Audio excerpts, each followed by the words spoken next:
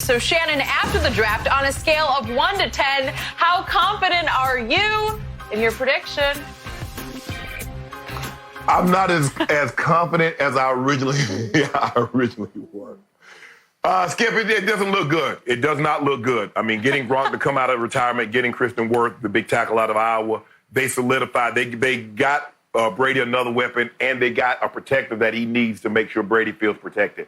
I like the Anton Winfield Jr. Pick in the second round at the safety position. Coach Belichick really didn't do a whole lot in the draft. They didn't do anything in free agency, Skip.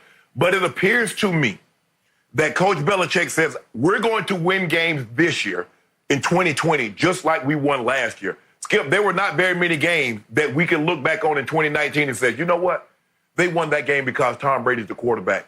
They played outstanding defense. Brady minimized his turnovers, and that's what happened. And so it looks to me, Coach Belichick says, look, I want to have a top 1, top 2 defense again.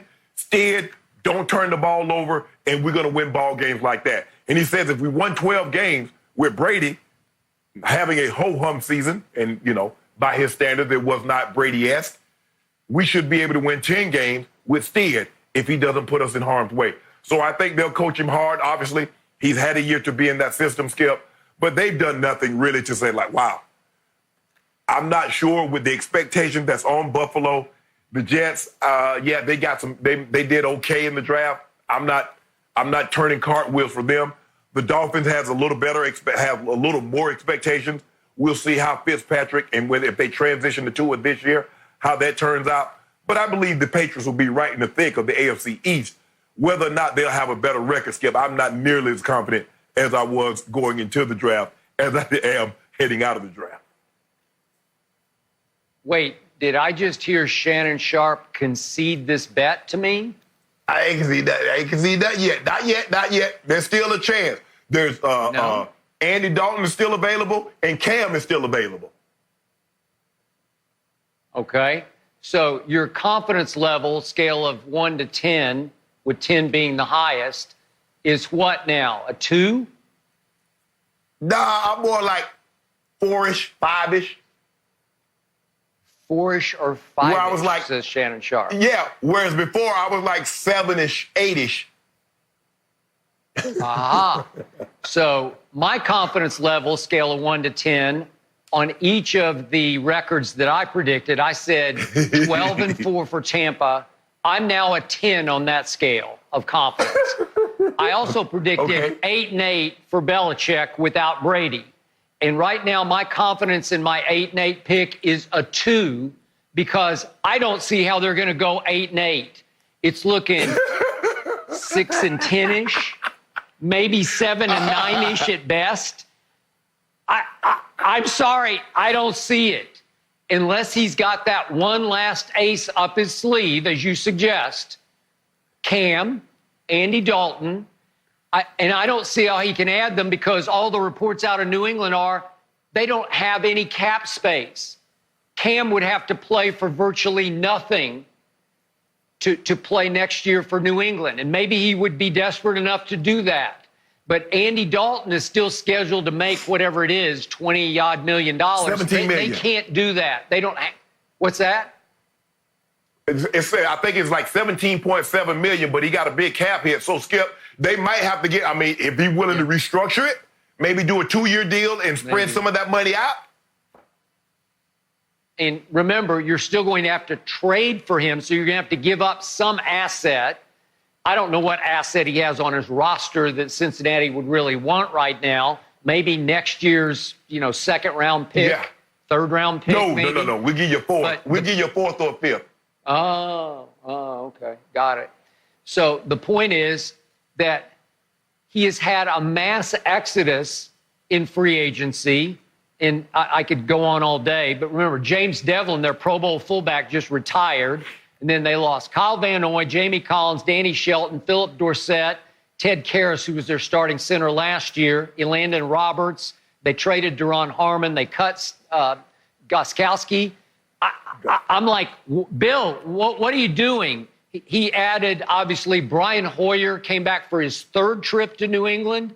And Adrian Phillips is a good special teams player. And Damiere Byrd's, not bad as sort of a backup receiver, and the immortal Bo Allen, a defensive tackle. That's all you did in free agency. And I'm saying, Bill, wake up, do something.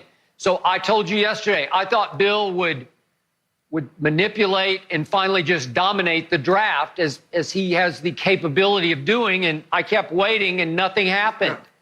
They did not take a quarterback. Really, they had shots. Yeah, but they had shots at Jordan Love, obviously. They had shots at Jalen Hurts. Nope. Go ahead. Skip, when you really look at it, Coach Belichick has hit a couple of times, but none of his first rounders, maybe McCourty, but if you look at his first rounders haven't been very good. I mean, for every one that he hits, he'll miss 4 or 5. For every Richard Seymour, he just wastes that. So his thing is getting other guys from other teams and turning them into something. That's what his cup of tea is, Skip. But when you look at it, there's pressure that's going to be on Tampa Bay. Pressure that they have not felt in a very, very long time. Now, we know Tom Brady has dealt with pressure for 20-plus years. We know Gronk has dealt with pressure. But can you say anybody else in that Tampa organization, from player standpoint, has been able to deal with pressure, knows what it's like to be expected to win, knows what it's like to be expected to win the division, what it's like to get to the Super Bowl, to win? Because that's what the expectations are, Skip Bayless. You know when you are these type of guys, a Brady, a Manning, these elite guys, it's kind of like basketball, Skip. The expectation for LeBron is championship, getting to the finals. The expectation for these Kevin Durant and Jordan and Magic and Michael were finals. It's not about good regular season. It's not about stats. It's about getting to that ultimate destination. Nobody else other than the 2 guys that they got in the offseason knows what that's like. Bruce Arians knows what it's like to be a coordinator. Skip, we've seen a lot of coordinators win Super Bowl as coordinators and not have that success as a head coach because now you have the total package. You're not just worried about one group. You're worried about the whole entire ship. And so we're going to see if BA can handle that type of pressure and that type of expectation. Because, Skip, yes, he is a player's coach, but he will speak his mind, and he has somewhat of a temper. Did you see what Sean Payton said yesterday about watching The Last Dance and Michael Jordan, whom he knows very well? And he said, Michael brought up everyone around him, and his quote was, I think that will happen with Tom in Tampa, that he will bring up everyone around him. That's why they're riding this wave of momentum and emotion in Tampa, because they got 2 GOATs. They got Brady and Gronk. They had a terrific first 3 picks of their draft, which will help. And now you're adding all that to 2 Pro Bowl receivers and an offense that allowed Jameis Winston to throw for more than 5,000 yards and lead the league in passing yards. Obviously, he also led in turnovers by 12. That will get canceled out by Tom Brady. So I don't know what's not to like about Tom Brady being the new leader, the new tone setter for that team. It won't matter what Bruce Arians does as long as Tom takes over and starts to recreate the New England culture in Tampa. And now let me finish back to my Belichick point. It appears to me right now that Belichick is trying to send a message to the NFL. And that message is a dangerous one, but he's basically saying, I don't need Tom Brady. I don't need Rob Gronkowski. I don't need anybody you've ever heard of out there because I'm Bill Belichick. So if Mel Kiper wants to give me a C+ on my draft, that's okay with me. I don't care what you think of my draft because it doesn't matter. I'll take whatever cogs I have, and because I'm the GOAT coach, I'll show you I can win with people you've never heard of. Okay, good luck, Bill. You are on, because he's saying he can win with the quarterback he calls Stid, as in Jared Stidham, a 4th-round draft choice, who I watched a lot at Baylor and a lot at Auburn, and he's athletic and he's got a nice arm, but he also tends to lose his poise under fire. He's going to have to step into the winged cleats of the GOAT, Tom Brady. And I don't wish that upon anybody, especially a fourth-round draft choice with no experience. Maybe Brian Hoyer will start for a while next year. I don't know.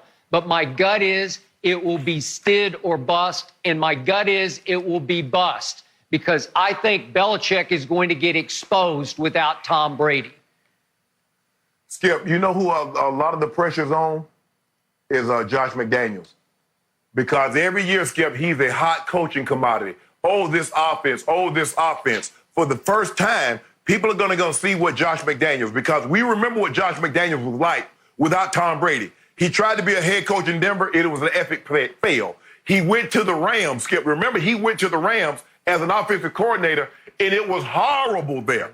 So now the pressure's on him. We're about to find out, Skip, how good of an offensive mind he is and how many more coaching opportunities he's going to have to be a head coach. Because we've seen guys, Skip, these great players, give coaches, be it an offensive line coach, a receivers coach, or an OC, opportunity to be head coach. We saw it with Brett Favre, Steve Mariucci, John Gruden, Big Red Andy Reid. So many guys got head coaching jobs that touched him. You look at Ray Lewis. Jack Del Rio became a head coach. Rex Ryan became a head coach. Mike Smith, Marvin Lewis. All those guys, Skip, became head. Mike Nolan.